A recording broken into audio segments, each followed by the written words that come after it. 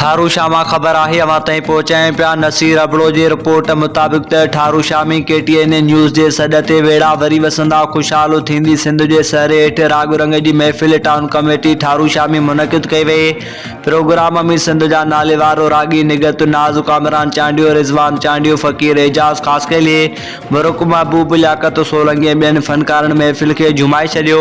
जॾहिं तख्ता जा रंग निखरी पिया, हर तरफ़ मारूअड़नि जे चेहरनि ते मुरकूं।